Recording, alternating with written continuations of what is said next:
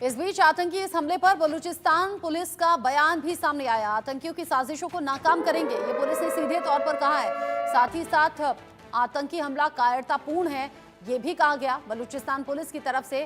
साथ ही पुलिस कह रही है कि आवाम की सुरक्षा के लिए हम पूरी तरह से प्रतिबद्ध हैं, यानी यहाँ सुरक्षा की बात भी कह दी, इस हमले को कायरतापूर्ण भी कह दिया। और पुलिस कह रही है कि हम बहुत जल्द हमलावरों को पकड़ लेंगे। आवाम की सुरक्षा के लिए हम पूरी तरह से मुस्तैद भी हैं और हमारी जिम्मेदारी भी बनती है, हम प्रतिबद्ध हैं।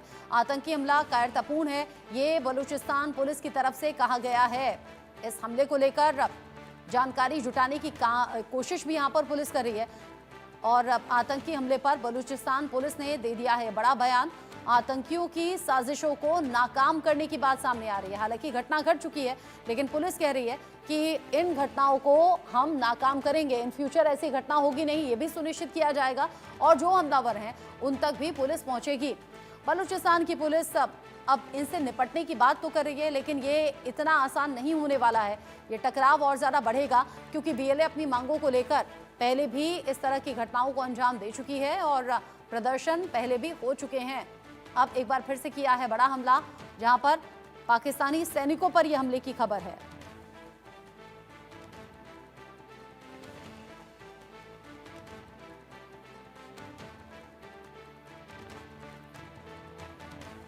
बलूचिस्तान पुलिस कह रही है आवाम की सुरक्षा के लिए हम प्रतिबद्ध हैं और जिस तरीके से यहां यह हमला हुआ है उसका जवाब भी दिया जाएगा।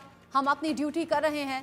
बलूचिस्तान के लोग सीधे सीधे कह रहे हैं कि पाकिस्तान हमारा मुल्क है ही नहीं, हमें अलग कर दो, हमें आज़ाद कर दो। रह रहकर खबरें ये भी सामने आती रहती हैं कि जिस तरह पाकिस्तान से टूटकर अलग बांग्लादेश बना है, क्या टूटकर अलग बलूचिस्तान भी बनने वाला है क्या? क्योंकि बलूचिस्तान में लोग इसी तरह की मांगे उठाते हैं जो पाकिस्तान सरकार को, सेना को बर्दाश्त होती नहीं और ये टकराव की स्थिति बार बार रहती है। अब ऐसे में बीएलए ने एक बार फिर से किया है बड़ा हमला।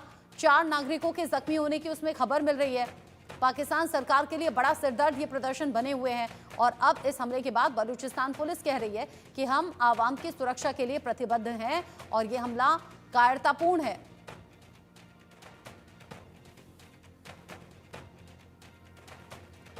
बलूचिस्तान में विद्रोह की जो अग्नि है वो लगातार धधकती और सुलगती हुई नजर आ रही है। पाकिस्तानी फौज जो एक बार फिर से निशाने पर आ गई है और यहाँ बीएलए जो पिछले कुछ दिन में ज्यादा सक्रिय भी हुई है और बीएलए की तरफ से एक के बाद एक हमले भी हुए हैं।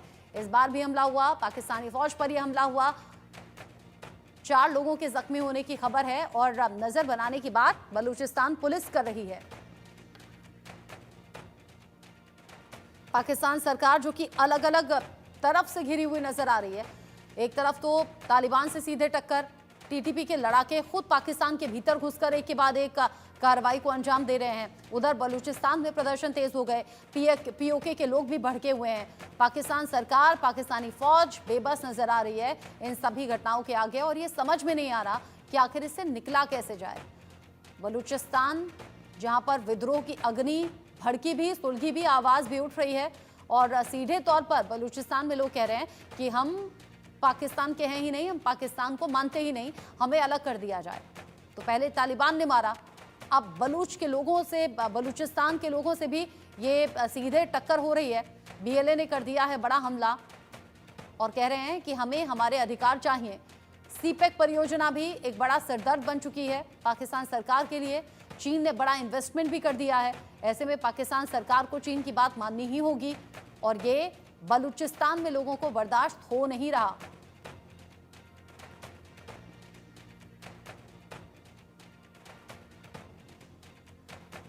पाकिस्तान जहां हालात सुधर नहीं रहे, पाकिस्तान जो लगातार टूटता बिखरता हुआ नजर आ रहा है।